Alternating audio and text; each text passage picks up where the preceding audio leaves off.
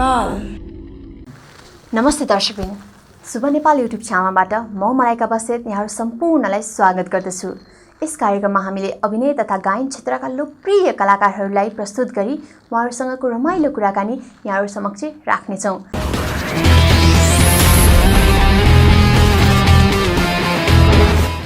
आजको हाम्रो यस कार्यक्रममा नेपाली चलचित्र पेसाको टिमलाई हामीले निम्ताएका छौँ। आउनुहोस् उहाँहरूलाई स्वागत गरौँ। स्वागत छ। धन्यवाद। आरामै हुनुहुन्छ हजुरहरू? आराम छ एकदम। आजको परिचय खुलाइदिनुहोस् न त हाम्रो दर्शकहरूलाई। नमस्कार, म चलचित्र लेखक निर्देशक विश्वदीप घिमिरे। हजुर यहाँको? हजुर नमस्ते, म चलचित्र कलाकार रोजन रखाल। हजुर यो फिल्म पेसाको चाहिँ अहिले राइटर निर्माता पनि हो। हजुर यहाँको? म राजु जङ थापा, द्वन्द्व निर्देशक। हजुर र यस चलचित्रको द्वन्द्वको कार्य मैले सम्हालेको छु। हजुर केमा व्यस्त हुनुहुन्छ हजुरहरू हाल चाहिँ? अब अहिले त यो कोभिड छ, कोभिडबाट चाहिँ आफू कसरी सुरक्षित हुने भनेर त्यो अब राज्यले दिएको नियमहरू पालना गरेर घरभित्रै बस्ने, तातो पानी खाने, त्यस पछाडि यस्तै प्रक्रिया छ। र यस्तो प्रक्रियाबाट पनि हामी चाहिँ यो चलचित्र कर्ममा लागेको मान्छेहरू सन्तुष्ट हुन सक्दा रहेनछौँ। त्यसैले अलिकति कुनै यो चाहिँ मौका पो आएको हो कि भनेर हामी चाहिँ सृजनात्मक कार्य नगरी बस्न नसक्ने भएको हुनाले यो लकडाउनको परिस्थितिलाई मध्यनजर गर्दै केही 2-4वटा चाहिँ सिर्जनाहरू पनि गरिएको छ।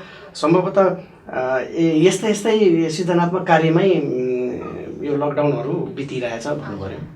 हजुर केमा व्यस्त हुनुहुन्छ अहिले हजुरले हाल? उहाँले भने जस्तै हो, म चाहिँ त्यही हो। अब म अलिकति द्वन्द्वको पक्षको मान्छे भएको कारणले गर्दाखेरि मेरो काम त्यही हो, बिहान उठ्ने हो, फलामु चाल्ने हो, एक्सर्साइज गर्ने हो, त्यति हो। खाने बस्ने सुत्ने, एक्सर्साइज गर्ने, खाने बस्ने सुत्ने, मेरो दिनचर्या त्यसरी चल्छ। तर दिमागमा चाहिँ चलचित्र छ है। फेरि दिमागमा चाहिँ कसरी हुन्छ यो लकडाउन कहिले सक्ला, कहिले चाहिँ सामान्य अवस्था होला, कहिले चाहिँ काम गर्न पाउला भने त्यसमा चाहिँ भित्रदेखि चलखेल चाहिँ भइरहेछ। शारीरिक रूपले चाहिँ व्यायाम गरिरहेको छु, खाने बस्ने सुत्ने भइरहेछ। अनि मानसिक हिसाबले चाहिँ चलचित्रमा मतलब यही काम अब कसरी अगाडि बढ्ने, अब भनिन्छ नि अँध्यारो पछि त उज्यालो आउँछ। एक न एक दिन त अवश्य राम्रो त होला, सधैँभरि यो अवस्था त नहोला होइन। अब यस्तो चाहिँ अब विश्व, नेपाल मात्र के भन्नु, नेपाल यत्रो देश, अब त्यत्रो ठुल्ठुलो देश चाहिँ अब त्यस्तो अवस्था थलिएर बसेको छ। हामी त के नै हो र अब सायद केही राम्रो हुन्छ होला जस्तो लाग्छ मलाई यो अवस्था सकेपछि। किनकि धेरैको मनस्थिति चाहिँ कतिको बिग्रेको पनि छ, कतिको सप्रेको पनि छ, कतिपय विकृतिहरू पनि निस्किएको छ, र कतिपय चाहिँ अब सुधारहरू पनि भएको छ, र फिल्टर पनि भएको छ। यसबाट धेरै फिल्टर भएको छ, नराम्रो तत्त्वहरू निस्किरहेको छ डङ्का डङ। काम छैन नि त मान्छेसँग होइन, काम छैन, घरमा बसेको छ, के गर्ने के दियो, मोबाइल चलाएको छ, मजाले ओछाना सुतेको छ, मोबाइल युट्युब हेरेको छ, गेम खेलेको छ, कसरी के हेरेछ, के अनि युट्युब हेरेको छ, भिडियो हेरेको छ, इन्टरभ्यू हेरेको छ, दिमागमा के चल्दो रहेछ।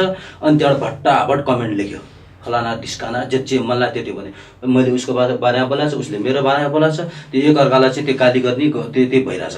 अनि त्यसैले गर्दाखेरि चाहिँ जस केही विकृतिहरू निस्किएको छ, विकृति निस्के सँगसँगै अब विवादमा पनि मुछ्या छ।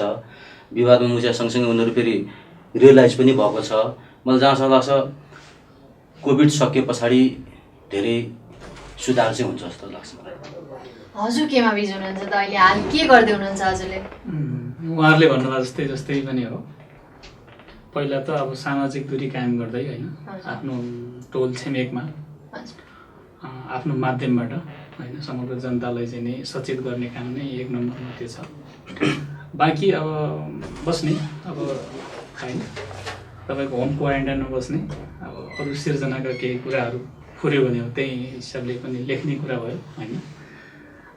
अब यही हो, अलिकता के भन्छ चाहिँ सामान्य फिजिकल पनि गर्ने, अब खाने, अलिकता चाहिँ स्वास्थ्यलाई ख्याल पनि गर्ने, विशेष गरी सूचनामूलक कामहरूमा चाहिँ अलिकता चाहिँ आफूलाई म बिजी बनाइराखेको छु अहिले। जनताका चाहिँ समस्याहरू मतलब सन्देशमूलक भन्नुहोस् न, जनतालाई दिनुपर्ने सन्देशहरूको विषयमा अलिकति 2-4 अरू युट्युबहरूमा पनि यस्ता खालका अहिले कोभिड-19को प्रकोपको बारेमा केही मतलब सर्ट मुभीहरू पनि बनाएर होइन तपाईँको चाहिँ सामाजिक सञ्जालहरूमा युट्युबहरूमा हाल्ने कामहरू पनि गरियो। कामै यही हो, अरू त खास छैन।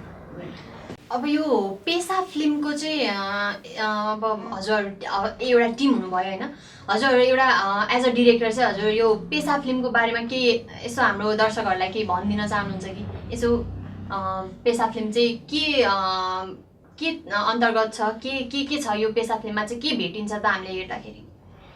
यो त अब पेसा टाइटलबाट पनि अलिकति बुझ्न सकिन्छ, तर हामीले चाहिँ जस्तो पेसा एउटा चाहिँ रियलिस्टिक मेथडमा हामीले बनाएको चलचित्र हो। यसलाई हामीले हाम्रो इन्टायर टिमले धेरै मिहिनेत गरेको छ। यो चाहिँ विशेष गरेर सीमा क्षेत्रमा, यो बोर्डर क्षेत्रमा वुमेन ट्राफिकिङ, यो चेलीबेटी बेचबिखनको मुद्दालाई लिएर हामीले यसमा काम गरेका छौँ। अब यहाँ विभिन्न जस्तो पोलिटिकल्ली जुन यो सिचुएसन छ, यो पोलिटिकली सिचुएसनको यो वुमेन ट्राफिकिङमा के छ, हात छ कि छैन? यदि हात छैन भने यसलाई चाहिँ सल्भ गर्नेतर्फ चाहिँ किन जाँदैन यो पोलिटिकल्ली सिचुएसन भनेर यसमा पनि पोलिटिकली संरक्षण छ चेलीबेटी बेचबिखनमा। र अनि हाम्रा चेलीबेटीहरू चाहिँ कसरी चाहिँ समाजमा अनि त्यो एउटा समाजभित्र रहेको वर्गमा कसरी पीडित छ र त्यो वर्गबाट चाहिँ कसरी अर्को मुलुकसम्म चाहिँ पुर्याइन्छ भन्ने कुराहरू हामीले धेरै मेहनत गरेर हामीले यो चलचित्र निर्माण गरेका छौँ। जहाँसम्म एज अ डिरेक्टर भएको हिसाबले म के भन्न चाहन्छु भने यो चलचित्रको चाहिँ जुन यो लकडाउनको पिरियडमा पनि हामीले पोस्ट प्रोडक्सनको कामहरू चाहिँ हामीले भित्र बसेर हामीले गऱ्यौँ र त्यसको एउटा सिनारियो हेर्दाखेरि मलाई चाहिँ कस्तो लाग्यो भने यसमा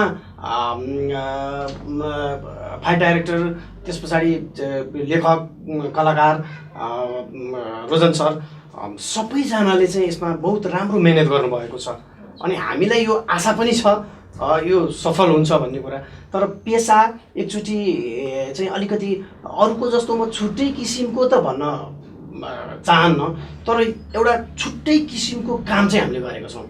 पेसा भनेको विशेष गरेर चेलीबेटी बेचबिखन र एउटा समाजभित्र एउटा वर्ग छ, त्यो वर्गमा चेलीबेटी कसरी पिल्सिन्छन् र त्यो चेलीबेटीहरूलाई चाहिँ कसरी चाहिँ जालमा पारेर चाहिँ विदेशमा लगेर बेचिन्छ र त्यो परिवेशमा नेपालको राजनीतिक सिचुएसनले, परिस्थितिले चाहिँ कस्तो किसिमले चाहिँ त्यसलाई चाहिँ संरक्षण गरेको छ भनेर यही सब्जेक्टलाई चाहिँ आधार बनाएर हामीले पेसा तयार गरेका हौँ। पेसाको विषयवस्तु नै यही हो।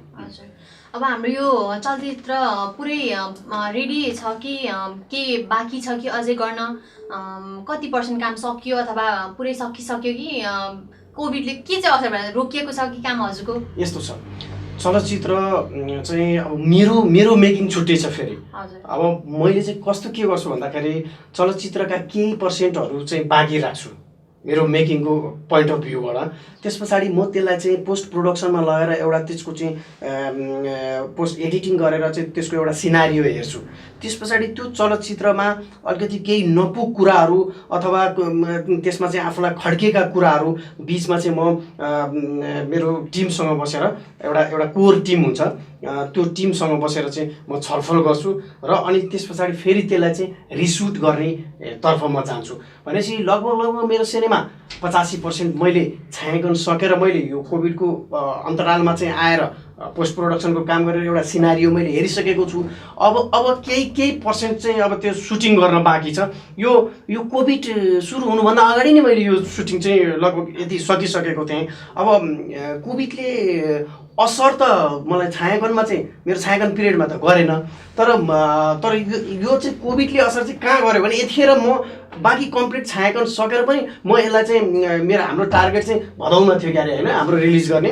यो महिला सम्बन्धी भएको हुनाले हामीले यो भदौको 30 मा हाम्रो रिलिजिङ हामीले डेट पनि फिक्स गरेका थियौँ। त्यतिखेर चाहिँ यसलाई चाहिँ प्रदर्शन गर्ने हाम्रो लक्ष्य थियो। यो कोभिडले चाहिँ हाम्रो लक्ष्यलाई चाहिँ अलिकति कुठाराघात गरिदिएको मात्रै हो होइन। कोभिडमा चाहिँ पनि हामीले काम त गरि नै रहेका छौँ। अब यसले असरै पारेन भन्ने कुरो त होइन, असर त अब सारा संसार विश्व चलचित्र इतिहासमै अब असर पारेको बेलामा हामीलाई त नपार्ने भन्ने कुरो त होइन, असर त गरेको छ चलचित्र हाम्रो यसलाई चाहिँ कोभिडले। अब हजुरलाई म सोध्न चाहन्छु है, द्वन्द्व निर्देशकको रूपमा चाहिँ अहिले पहिलाको फिल्म र अहिलेको पहिलाका कलाकारहरू र अहिलेको कलाकारहरूमा चाहिँ हजुरले के भिन्नता देख्नुहुन्छ? यसो फाइटहरू यसो डिरेक्सन गर्दाखेरि होइन, त्यो गराउँदाखेरि चाहिँ हजुरले के भिन्नता देखाउनुहुन्छ? कुरा गऱ्यो भने लामो हुन्छ है, एउटा फिल्मै बन्छ यो कार्यक्रमले नभ्याउला होइन। अब विगतको समयमा हामीले सबै चिज स्पटमा गर्नु पर्थ्यो है। राजेश हमाल, शिव श्रेष्ठ, अब निखिल उप्रेती, विराज भट्ट, यिनीहरू भनेको एक्सन नायिका मतलब नायक हो। त्यस पछाडि आएर रेखा थापा एक्सन नायिका हो होइन।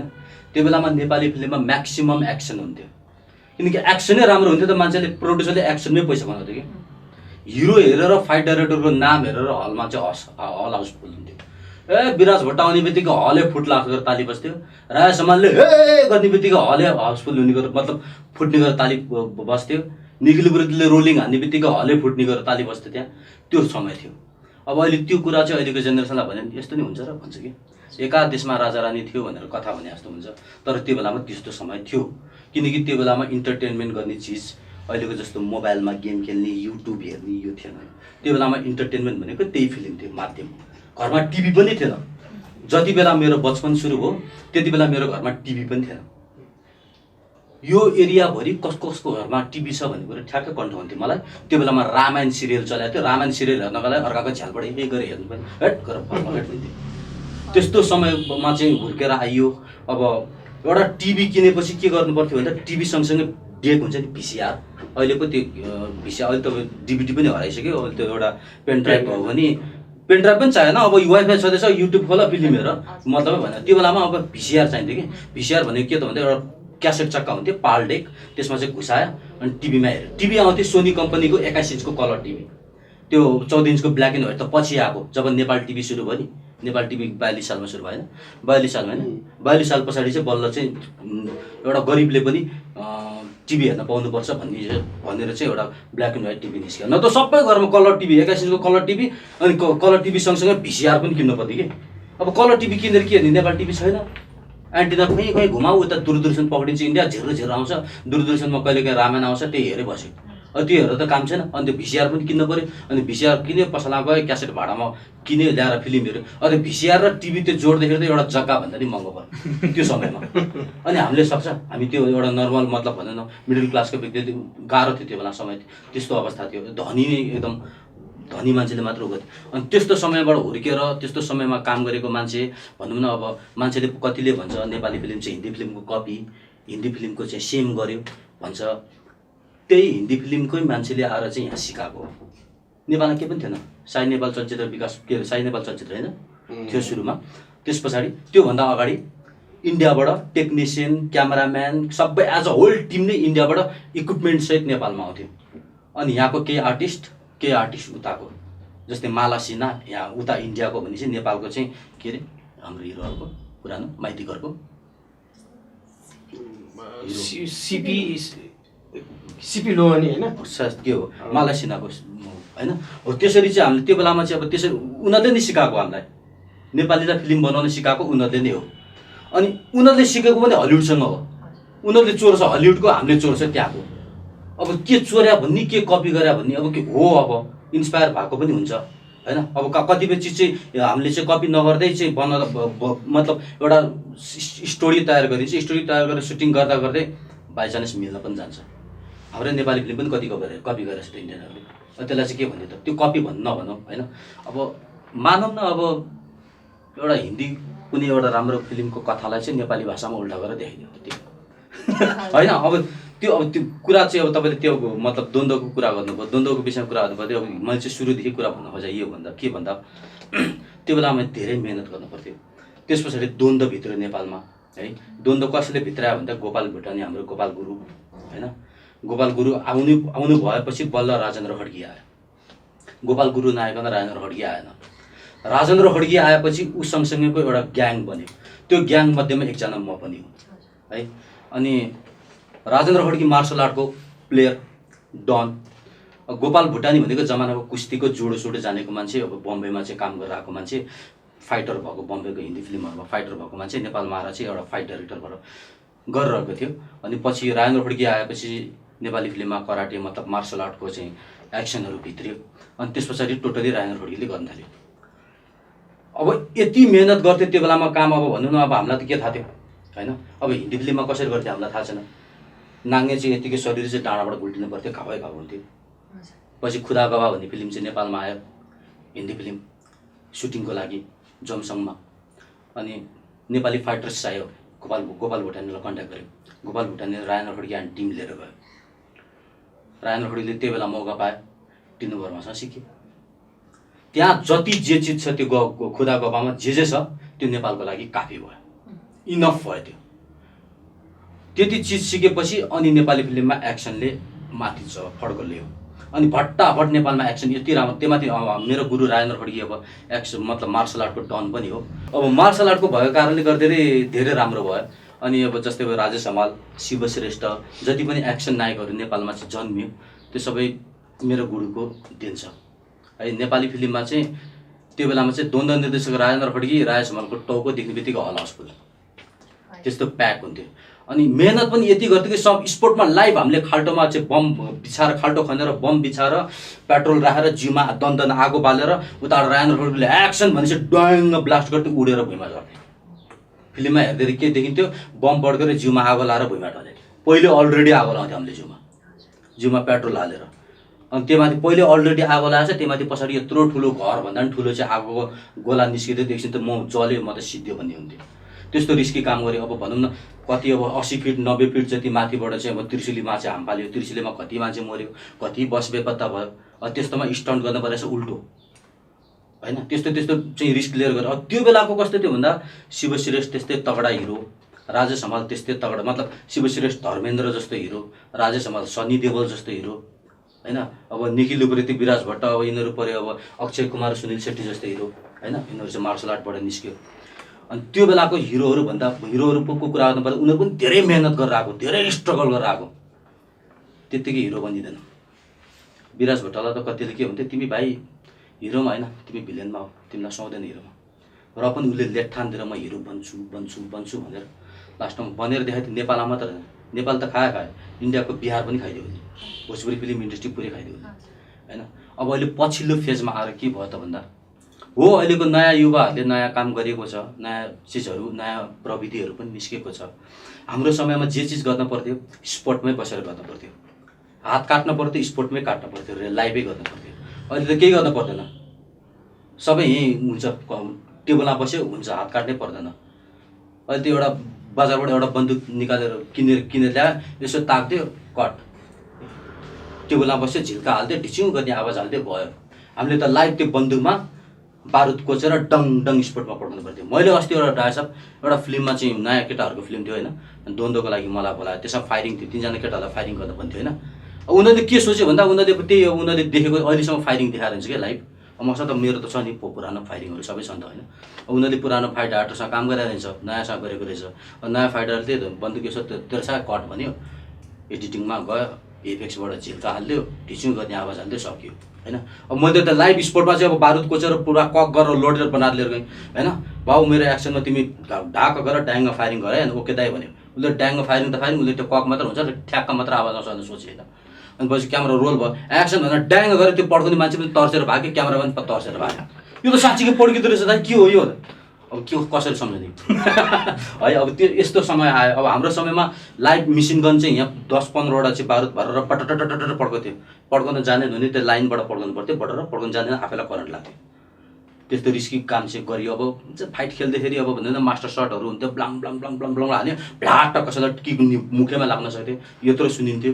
कहिले हिरो घाइते हुन्थ्यो, कहिले आफै घाइते हुने, कहिले फाइट डाइरेक्टर घाइते हुने, कहिले को घाइते हुने। यो सबै चाहिँ दुःख गरेर आइयो त्यो 16 को जमानामा। त्यो 16 क्यामेराले खिचिन्थ्यो। अब यहाँ जस्तो खिच्ने बित्तिकै यसरी हेर्न पाइँदैन थियो त्यो बेलामा। क्यामेराम्यानले ओके भनेपछि डाइरेक्टरले एउटा सेफ सट लिन्थ्यो, बस सक्यो। त्यसपछि हामी यहाँ बसेर यो क्यामेरा हुन्थ्यो, हामी यहाँ बसेर सट ओके छ भनेपछि कट ओके भनिन्छ। त्यो क्यामेरा हेर्न मात्रै क्यामेराम्यानले मात्रै हेर्न पाउँथ्यो, हामीले हेर्न पाउँदैन थियो। अहिले त यहाँ त सट लिने बित्तिकै कलाकारहरू दौडेर आएर यसो हेर्न आउँछ। हाम्रो पालामा त्यस्तो चलन थिएन होइन। हाम्रो पालामा त्यस्तो भ्यू फाइन्डरमा त्यस्तो रिपिट गरेर हेर्ने चलन पनि थिएन। तर पछिल्लो फेजमा डिजिटल भित्र नि त पहिला टुकी आयो, अनि टुकीमा त हेर्न मिल्छ नि त रिपिट। त्यो बेलामा पनि हाम्रो डाइरेक्टरहरूले चाहिँ अगाडि बढ्न दिँदैन थियो। डाइरेक्टरले र क्यामेराम्यानले मात्रै हेर्थ्यो, अनि डाइरेक्टरलाई त्यो सट गरी हेर्थ्यो, अनि उसलाई ओके छ भने फेरि लिन लाउँथ्यो हाम्रो समयमा। अहिले फेरि यो फेजमा आएर के भयो भन्दा अब भनौँ न अब हाम्रो समय हुनुहुन्थ्यो नि तपाईँ। यो फेजमा आएर यो अहिलेको फेजमा भनौँ न अहिलेको नयाँ फेजहरूमा आएर चाहिँ के भयो भन्दा अब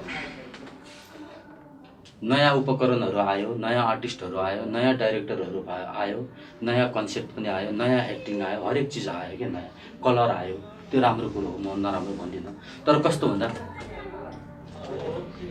एक्सन हरायो होइन, एक्सन हरायो होइन। किन त भन्दा अब हिजोको जस्तो त्यो हिरो, त्यो देख्दै हिरो जस्तो देखिने त्यो शिव श्रेष्ठ, राजेश हमालहरू जस्तो जुन छ नि, देख्दै हिरो जस्तो देखिने त्यो छैन अहिले। एक्टर त छ, एक्टिङ गर्ने मान्छेहरू छ, तर त्यो एउटा हुन्छ नि सबै कुरा सिकेर आउने। हुन त प्रोड्युसरले पनि जे चिज राम्रो देख्यो त्यसमा पैसा बनाउँछ नि। हिजोको समयमा फाइट राम्रो देख्यो त फाइटमा पैसा बनाउँथ्यो। अब अहिले आजको समयमा गाना राम्रो देखाएको छ, गानामा पैसा बनाउँछ। उता मलेसिया, लन्डन, अस्ट्रेलिया, अमेरिकामा गएर गाना सुट गरेको छ, थाहा छ नि होइन। गाना राम्रो भएको छ त गानामा खनाउँछ, होइन फाइट त्यति राम्रो भएन, फाइटमा खनाएन। अनि त्यो कारणले गर्दा फाइट अलिकति कम चाहिँ भएको हो। अब भोलिको समयमा गएर हेर्दै जाउँ। यस पेसा चलचित्रमा चाहिँ मैले अलिकति कोसिस गरेको छु, अब फाइटलाई अलि अगाडि बढाउँ भनेर अलिकति हल्का कोसिस गरेको छु। अब हाम्रो नायक अलिकति मात्र भाइ रोजनले पनि भयङ्कर कोसिस गरेछ, बिचरा यो घाइते ढाडमा चिनी गरी गराउने अनि अलिकति भन्ने। मैले त अलिकति कोसिस गरेँ अब तिम्रो लागि धेरै पऱ्यो होला। मेरो लागि त त्यो केही पनि होइन, किनकि त्यो त धेरै नै गरेँ। मैले त अरू ठाउँमा त अरूको हिसाबमा त त्यो त केही पनि होइन। तर अब यो चलचित्र जब सकिन्छ, पुरा हुन्छ, रिलिज भएपछि थाहा हुन्छ कतिको के भएको छ भन्ने कुरो। तर हामी कोसिसमा चाहिँ छौँ। नयाँ द्वन्द्व अब नेपालमा चाहिँ अब नेपाली फिल्ममा चाहिँ अब द्वन्द्व चल्दैन भन्ने कुरा पनि हुँदैन। नचल्ने भनेको त्यो साउथ फिल्मको एक्सन किन चल्ने, बाहुबली किन चल्ने होइन। अनि नेपाली फिल्मको द्वन्द्व चाहिँ नचल्ने, बाहुबली चाहिँ चल्ने भन्ने कुरा हुन्छ। हाम्रो पनि देशै हो क्या अरे, उनीहरूको पनि देशै हो क्या अरे। फरक यति चाहिँ उनीहरूको यत्रो देश छ, हाम्रो यत्रो देश छ। हामीले चाहिँ अब रगत पसिना बगाएर काम गर्छ भने त उनीहरूको उपकरण उनीहरूले पनि रगत पसिना बगाएर काम गर्छ। कति स्टन्टम्यान मरेको छ उनीहरूको पनि। त्यतिकै सानोतिनो सजिलो त छैन, गाह्रो हरेक क्षेत्रमा छ। अब कोभिड यो सकिन दिउँ, सामान्य अवस्था हुन दिउँ। अब हजुरलाई मैले केही प्रश्न गर्न चाहेँ है। कलाकारिता क्षेत्रमा लाग्नुभयो हजुर, सुरुवात कहाँबाट गर्नुभयो? सुरुवात कसरी भयो त तपाईँ? म यो कलाकारिता नै कलाकार नै बन्छु अथवा यहाँ चाहिँ कसरी सुरुवात गर्नुभयो तपाईँले? यो अलि लामै कथा छ। यो चाहिँ नि के हो भन्दाखेरि स्कुलको पढाइ, स्कुल लेभलको पढाइ सके पछाडि एउटा खाली समय हुन्छ नि, त्यो एउटा खाली पिरियडको चाहिँ समयमा मलाई पनि त्यस्तै खालको केही सृजनशील टाइपको होइन, केही चाहिँ एउटा रचनात्मक टाइपको कामहरू गर्ने त्यो खालको चाहिँ मनमा चाहिँ इच्छा जाग्यो। त्यसो हुँदाखेरि मैले आफ्नो चाहिँ खाली समयलाई चाहिँ अब काहीँ न काहीँ चाहिँ लगाउने गरी चाहिँ केही साथीहरूसँग चाहिँ त्यो खालको चाहिँ खोज तलासी होइन, चलचित्र पढ्ने कसरी हुनसक्छ, चलचित्र सम्बन्धी ज्ञान कहाँबाट चाहिँ मैले बटुल्न सकिन्छ, चलचित्रमा चाहिँ पर्दामा आउनको लागि आज के गर्नुपर्ने हो होइन, त्यस्तै खालका चाहिँ अब कौतूहलता, त्यस्तै खालको खोज अनुसन्धान हुँदै जाँदाखेरि म चाहिँ नि एउटा साथीको माध्यमबाट यो मैतदेवीमा द एन्जल कला केन्द्र भन्ने चाहिँ हाम्रो डान्स गुरु गोविन्द राईको चाहिँ कल्चर रहेछ, त्यहाँ पुग्यौँ। त्यहाँ पुगे पछाडि आफ्नो भन्नुहोस् न कलाकारिता क्षेत्र सुरु हो। त्यहाँ चाहिँ डान्स सिक्ने क्रम भयो। त्यहाँ चाहिँ तपाईँको त्यतिखेर चाहिँ दिलीप रायमाझी दाईहरू भन्नुहोस् न, निरुता सिंह, उहाँहरूको चाहिँ फिल्मको सुटिङको तयारी, मतलब सुटिङको चाहिँ तामझाम चलिरहेको छ। अनि त्यो माहौल पनि देखियो होइन। त्यसले पनि मलाई चाहिँ अत्यन्तै मतलब एकदम होइन एट्र्याक्सन बनायो। त्यहाँबाट म चाहिँ आफ्नो करियर सुरु गरेँ। अब अन्ततः तपाईँको चाहिँ नि एकपछि अर्को गर्दै होइन, प्रक्रियागत ढङ्गबाट हुन त फर्स्टमा चाहिँ म त्यो अडिसन दिँदै गर्दाखेरि त्यो गानाको पछाडिपट्टि नाच्ने हुन्छ नि, कोरस नाच्ने अडिसन चल्दै गर्दाखेरि म चाहिँ नि भर्खरै 2 महिना जति भएको थियो मेरो डान्स क्लास सुरु भएको। त्यो अडिसनमा म चाहिँ फेल भएँ कि होइन।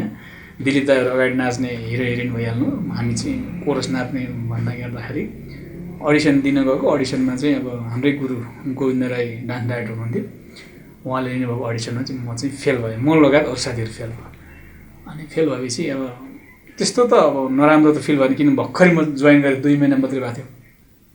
त्यस पछाडि साथीहरूले पनि भन्यो होइन यो त फेरि निरन्तर सिक्दै जाने होइन गर्दै जाने त्यस पछाडि पछिको अर्को टाइममा चाहिँ फेरि होइन सेलेक्ट गरौँला अहिले केही छैन भन्ने खालको भए पछाडि अनि हामी त्यहाँ निरन्तर डान्स सिक्ने काम भयो त्यस पछाडि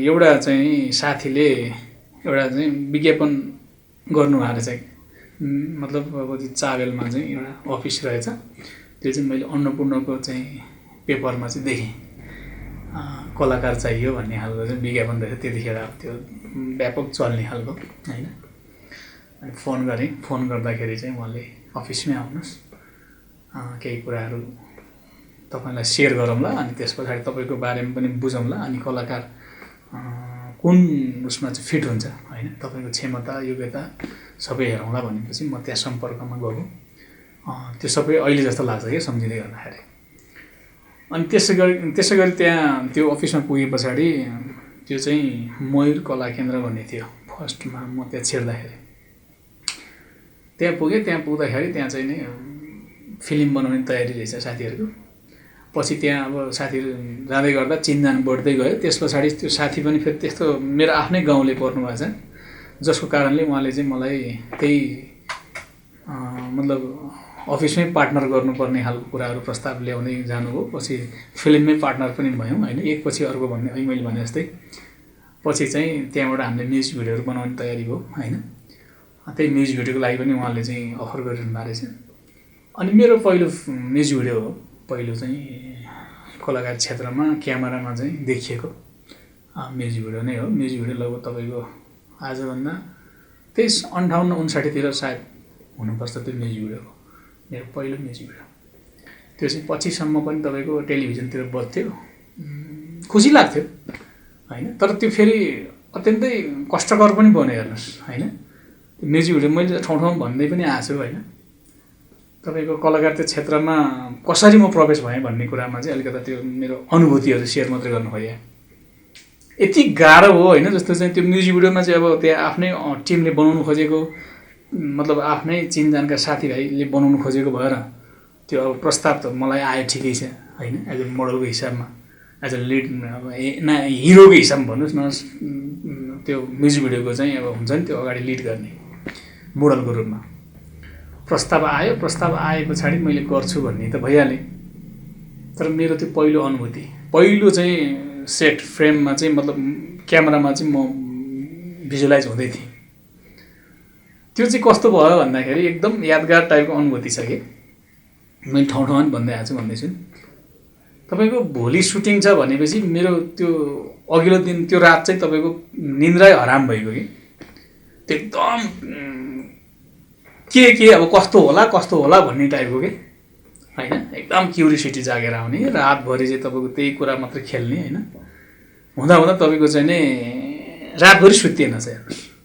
बिहान पख चाहिँ यसो निन्द्रा परे जस्तो भएछ अनि के भयो भन्दाखेरि 6 बजे त हिँड्नुपर्ने थियो फेरि होइन अनि 5 बजेतिर म उठिहालेँ अनि उठेर अब त्यो तपाईँको चाहिँ नि नुहाइधुवाइ गरेर फ्रेस भयो भन्नुहोस् न फ्रेस भयो 6 बजे त म स्पोर्टमा पुगिसकेँ सबैभन्दा अगाडि होइन उहाँहरूले स्पोर्ट दिनुभएको थियो फल्ना ठाउँ भनेर यहाँ चाहिँ लेकाली के भन्छ यो चौर के छ नि यता भैँसीपाटीको त्यहाँ चाहिँ थियो अनि म त 6 बजे पुगिहालेँ हेर्नुहोस् 6 बजे पुग्दाखेरि अब अरू पनि आउँदै थिए होइन हामी सम्पर्कमै थियौँ सबैजना जम्मा भयो 7 बजेबाट सेट ओपन भन्ने थियो त्यस पछाडि अब बिहान म नुहाएको कारणले पनि होला त्यो बिहानको हावाको कारणले पनि होला नसुते पनि म चाहिँ फ्रेस नै थिएँ बिहानको फर्स्ट सर्टतिर होइन पछि त तपाईँको के भयो भन्दाखेरि जब त्यो घाम लाग्दै आयो होइन हिजोको अनिन्दो छ नि त अनि मान्छे त फ्रेस हुँदैन हिजोको अब त्यो रातभरिको चाहिँ अब त्यो भोलि के होला भन्ने टाइपको क्युरियोसिटीको कारणले गर्दा म सुतेको छैन र मलाई चाहिँ अनिन्दोको कारणले तपाईँको चाहिँ नि निन्द्रा बिग्रिएछ होइन मान्छे चाहिँ स्वस्थ भइएन नि त नसुते पछाडि जब 8, 9, 10 बज्दै गयो मलाई चाहिँ होइन त्यो निन्द्राले पनि च्याप्दै आयो त्यस पछाडि गएर चाहिँ फेसमा चाहिँ त्यो खुल्या छैन होइन अब त्यो काम गर्न यति गाह्रो भयो होइन म चाहिँ नि कसरी यो सेटबाट भागौँ भन्ने मात्रै भयो कि मलाई होइन जसरी चाहिँ म अब त्यो हिजो जसरी चाहिँ त्यो एकदम एक्साइट भएर चाहिँ होइन तपाईँको चाहिँ नि काम गर्ने इच्छा जागेर त्यस्तो भएको थिएँ म त्यस्तै खालको चाहिँ ठ्याक्कै उल्टो भएर चाहिँ म यो कसरी छोडौँ र कसरी भागौँ यहाँबाट म भाग्ने भन्दा मेरो विकल्प थिएन, मतलब अरू सोच थिएन कि। अब यो चाहिँ त्यहाँ लन्चिङ मतलब चिया टाइम भए पनि अब त्यहाँ खाजाको टाइम अथवा खाना कुन टाइम मिल्छ म भाग्छु मात्रै थियो कि। त्यहाँ सुटिङ गर्ने भन्ने त मेरो दिमागमै छैन, किनभने त्यहाँ क्राउड त्यत्तिकै होइन। तपाईँको डाइरेक्टर अब काम बिग्रिँदै गएपछि डाइरेक्टरलाई रिस उठ्ने कुरा स्वाभाविकै भइगयो होइन। खालि अब किन रुन लाग्यो होइन, के हो तपाईँको चाहिँ होइन, हिजै भन्नुपर्छ नसक्ने हुँदाखेरि किन हामीलाई चाहिँ फसाउनु भयो होइन। तपाईँको चाहिँ लगभग त्यतिखेर पनि 1.5-2 लाखको हाराहारीमा चाहिँ भन्नुहोस् न खर्च हुन्छ भन्नुहुन्थ्यो उहाँले। यो कसले प्योर छ होइन, अब यो कसरी सक्ने, उहाँ डाटालाई पनि बडो टेन्सन भइगयो कि। उहाँलाई त भयो अब उहाँको पाटोबाट, म आफूले गर्न नसकेको पाटोमा यस्तो धेरै गाह्रो हो। अब म चाहिँ भाग्नुपर्छ भन्ने मेरो चाहिँ सेटमा अरू केही त्यहाँ अब नाच्ने त्यहाँ अभिनय गर्ने होइन, त्यहाँनिर त्यो काम गर्ने भन्दा पनि भाग्नेतिर मात्रै थिएँ। त्यसपछि चियाको टाइम भयो, त्यस पछाडि मैले चाहिँ सोचेँ अब चाहिँ म भाग्छु होइन, यही हो मौका, भाग्नुपर्छ भनेर चाहिँ आफ्नो साधन थियो होइन। मोटरसाइकल टक्क स्टार्ट गरेँ, त्यो अब कपडा झोलामा थियो होइन, त्यो चाहिँ ढक्क झोला भिरेर निस्किन लाग्यो। त्यो परबाट डाक्टरले हेरिरहनु भएको छ कि तपाईँ कहाँ जानु लाग्यो भन्नु सर आएर चाहिँ मैले भने डाक्टर साहब म पसलसम्म गएर आउँछु भनेर भने। किन तपाईँ जाने, तपाईँ जानु पर्दैन, म भाइलाई पठाइदिउँला, त्यो स्पोर्टको भाइ हुनुहुन्छ उहाँलाई पठाइदिउँला भनेर उहाँ त्यो भाइलाई पठाइदिनु। स्पोर्टको भाइ आउनु त दाइ के चाहियो के ल्याउनु पर्ने भन्नुहुन्छ होइन। अब म के ल्याउने भन्ने कि मेरो इन्टेन्स, अब मेरो अर्कै छ इच्छा, अर्कै छ यो नै प्लानै अर्कै थियो होइन। के ल्याउने भन्ने भाइ अहिले एकछिनपछि म खबर गर्छु के ल्याउने, अहिले एकछिन है भनेर भने म त्यहाँबाट पन्सेँ होइन। त्यसपछि त्यो भाइलाई नि पठाइनँ मैले, के लिन पठाउनु, केही त लिनु थिएन होइन। अनि म फेरि त्यो अमलहरू मतलब जहाँबाट चाहिँ चुरोट खाएँ केही पनि खान्न, त्यो भएपछि मेरो केही पनि ल्याउनु थिएन के भन्ने। त्यस पछाडि त्यो भाइ फर्किनु भयो, चिया खाजा नास्ता भयो, त्यसपछि फेरि सेटमै फर्कियो होइन सुटिङ। डाक्टर साहब पनि रुन मात्रै सक्नु भएन कि, म त त्यस्तो भयो होइन, यति धेरै गाह्रो भयो। अनि मैले त्यो जेन तेन भन्नुहोस् न त्यो दिनको सुटिङ प्याकअप भयो। त्यस पछाडि म कहिल्यै फर्किन्न जीवनमा यो क्षेत्रमा, कान समातेर फर्किन्न भनेर चाहिँ मैले त्यो सेटबाट चाहिँ म रिटर्न भएँ घरमा। लगभग त्यो त्यतिखेर त्यो फेरि सुटिङ चाहिँ सघाउनु भएको छ है डाक्टर साहब, त्यो पुरै त्यो गीतको एजुअल सबै सिद्धाउनु भएको छ। पछि सुटिङ सके पछाडि डाक्टर साहब अब यस्तै भयो होइन, मैले अब मेरो काम पहिलो सुटिङको हो यो, यसले गर्दा तपाईँलाई नि गाह्रो भयो होला, अब के गर्ने भने हाँ तपाईँ यहाँ यस्तो पहिल्यै भन्नुपर्छ होइन, यदि त्यस्तो थिएन भने मलाई पनि सजिलो हुन्थ्यो भनेर चाहिँ रिसाउनु भयो। र पछि चाहिँ उहाँले चाहिँ 1 हप्ता पछाडि सम्पर्क गराउनु तपाईँलाई भन्नुभयो, हामी छुट्यौँ। अनि 1 हप्ता पछाडि फोन आयो, तपाईँ यहाँ आउनुहोस् भन्नुभयो, यहाँ अनानगर बोलाउनु भयो। त्यतिखेर भिजन नेपाल भन्ने संस्था थियो त्यहाँ एडिटिङ हाउस, त्यहाँ एडिटिङ गर्नुभएको रहेछ।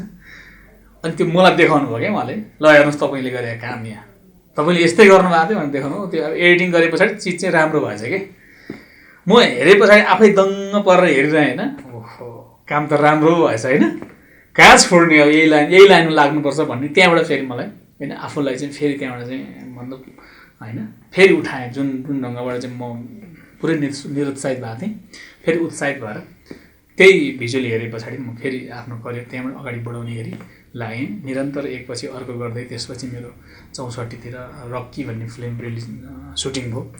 64, 65, 66 सायद त्यो रिलिज भएको छ होइन। त्यसै गरी एकपछि अर्को गर्दै आज यहाँसम्म आइपुगेको छु होइन। आज आउँदै गर्दा चाहिँ एउटा 2-4 8-10वटा फिल्म म आफूले पनि मेकिङ बनाएको छु होइन। केही 5-7वटा त म आफूले लेखेको पनि हो। अरू 2-4वटा फिल्म अरू साथीहरूको फिल्म पनि गरेँ। त्यसो हुँदा मैले दर्जनभन्दा माथिको चाहिँ फिल्महरू गरेको अनुभूति चाहिँ सेयर गर्दाखेरि खुसी लाग्छ होइन। जसरी म इन्ट्री गरेँ त्यसै गरी आज चाहिँ त्यो सफलता विफलता सबै कुराहरू समाउँदै बुझ्दै त्यसलाई चाहिँ सिक्दै जाँदाखेरि यहाँसम्म आइपुग्दाखेरि एउटा खालको चाहिँ अनुभूति भएको छ। सङ्घर्ष गर्नुभयो, धेरै गर्नुभयो या कस्तो भयो अहिलेसम्मको जर्नीमा, के कस्तो चाहिँ सङ्घर्ष तपाईँले गर्दै आउनुभयो? धन्यवाद। यो मैले अघि पनि भने होइन, एउटा प्रसङ्गमा चाहिँ फेरि पनि मैले केही अरू जोड्छु। सुरुको सङ्घर्ष त भनिहालेँ मैले होइन, त्यो चरणबाट आएँ, त्यो त एउटा खालको पाटो भयो। अब अहिले यो क्षेत्रमा छिरिसके पछाडि, त्यो त भर्खरै छिर्नको लागि सङ्घर्ष थियो होइन। अब यो क्षेत्रमा छिरिसके पछाडि पनि आज यो 12-15 वर्ष पुरानो कुरा र अहिलेको अगाडि बढ्दै जाँदै गर्दाखेरि पनि धेरै सङ्घर्षहरू बिचमा चाहिँ भएर फेरि पनि सङ्घर्षमै छौँ। सङ्घर्ष त अब मैले पटक भन्छु, अन्त पनि भनेको छु, जीवन त एउटा सङ्घर्ष नै हेर्नुहोस्, जीवनको पाटो नै सङ्घर्षको पाटो हो। तपाईँले सङ्घर्ष छोड्नुभयो, जीवनै सिद्धिन्छ त्यहाँ होइन। त्यसो हुनाले सङ्घर्ष त निरन्तर नै हुने हुन्छ। र पनि अब फेरि चलचित्रभित्रै आफू चाहिँ त्यहाँ कसरी सङ्घर्ष गर्ने, आफू कसरी अगाडि बढ्ने भन्ने सन्दर्भमा चाहिँ धेरै उतार चढावहरू चाहिँ जीवनमा चाहिँ रहेको छ। जस्तो चाहिँ अब तपाईँको एज आफै निर्माता भएर होइन, आफै राइटर आफै निर्माता भएर काम गर्दा पनि अब त्यहाँ भित्रको होइन काम गर्दै जाँदाखेरि तपाईँको चाहिँ जस्तो चाहिँ यही पेसा भन्ने मुभीमा पनि तपाईँको चाहिँ फाइटको सिन थियो होइन, फ्री क्लाइम्याक्सको चाहिँ एक्सन सिन थियो भन्नुहोस् न। अब डाइरेक्टर साहबले अब फाइट डाइरेक्टरले यति चाहिँ गर्न सक्नुहुन्छ गर्नुहोस् भनेर चाहिँ एक खालको आदेश आयो, निर्देशन भयो। मैले यसलाई चाहिँ अलि मिलाएर गरौँ भन्दै गर्दाखेरि पनि डाइरेक्टर साहबले गर्नुहोस् यति सक्नुहुन्छ र यो गरेको राम्रो हुन्छ, नत्र अब त्यति राम्रो सिन सर्ट पाउँदैन भने पछाडि यस्तो स्टोन दिएँ होइन, जुन चाहिँ तपाईँको यस्तो उडेर डबल दुईटै खुट्टाले किक हानेर अब लड्नुपर्ने थियो होइन। ड्याममा लड्दाखेरि तपाईँको चाहिँ यो ढाड चाहिँ तपाईँको 2 महिनासम्म म चाहिँ बेड रेस्ट गर्नुपर्ने होइन, यस्तो पनि देखियो। एउटा सङ्घर्ष आफ्नो जीवनमा भोगेँ। त्यति मात्र होइन, तपाईँको चाहिँ नि सुटिङ स्पोट अब कहीँ खान नपाउने, मतलब पानी पनि नहुने ठाउँमा होइन, खाजा नास्ता खानाको त कुरै छोड्नु, तपाईँको ड्राई फ्रुट खाएर होइन, चिउरा दालमोट खाएर काम गर्नुपर्ने कुराहरू हुन्छ। कतिपय त यही कारणले पनि तपाईँको चाहिँ नि अब चर्चित कलाकारहरू पनि होइन विवादमा तानिएको देखिन्छ होइन, खानै पाएन, त्यो भएन, यो भएन, छाता ओढाउनु पाएन भनेर मलाई एक ठाउँमा सोध्दै हुन्थ्यो होइन। छाता ओढाउने सन्दर्भमा कलाकारले चाहिँ यस्तो माग्छ अरे, अथवा कलाकारले यो भएन भन्छ के हो भनेर सोध्नु भएको थियो मलाई एकजना साथीले, पत्रकार यहाँ जस्तै पत्रकारले। मैले भने स्पोर्टमा जाँदाखेरि छाता ओढ्न गएको हो कि अथवा खानै मात्रै गएको हो, के गर्न गएको, कामको चाहिँ अब त्यहाँ विशेष फोकस हुनु पऱ्यो नि त। त्यसो हुनाले अब त्यो छाता ओढ्ने कुरा, खानेकुरा सहायक कुरा, मुख्य कुरो त काम हो। फेरि त्यसलाई चाहिँ त्यो काम भन्दै गर्दा अरू सहायक कुरालाई व्यवस्थापकीय पाटोबाट हामीले ठिक ढङ्गले व्यवस्थापन गर्न सकेन भने चिज राम्रो हुँदैन र यसै गरी चाहिँ होइन विवाद हुने, अनावश्यक बढी चाहिँ दुःख कष्ट हुने हुन्छ, त्यो पनि हो, ठिकै छ। अरू त अब यही हो जीवनका सङ्घर्षहरू। अब मैले बिचमा चाहिँ गर्दै गर्दाखेरि अहिले पनि कुरा एक ठाउँमा आयो। चलचित्र एज अ होल चलचित्र मेकर, चलचित्र क्षेत्रको कुराकानी गर्नुपर्दाखेरि आफै सङ्घर्षरत चलचित्र मतलब क्षेत्र हो यो होइन। यो अहिले विश्व दुनियाँलाई हेर्नुभयो, विश्व बजारलाई हेर्नुभयो भने हलिउड बलिउड कुरा गर्नुभयो भने यो आफै अहिले बामी सर्दै गरेको, घिस्रिँदै गरेको होइन, सङ्घर्ष गर्दै गरेको, अगाडि बढ्दै गरेको क्षेत्र हो नि त।